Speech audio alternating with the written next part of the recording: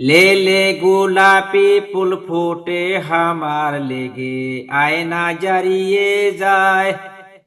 ले ले गुलाबी फूल फूटे हमार लेगे आयना जरिए जाए।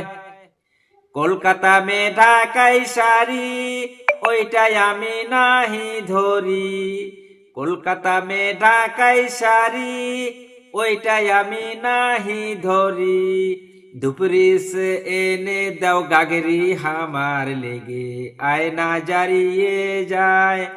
দুপুরিস এনে দাও গাগরি হামার লেগে আয়না জারিয়ে যায়।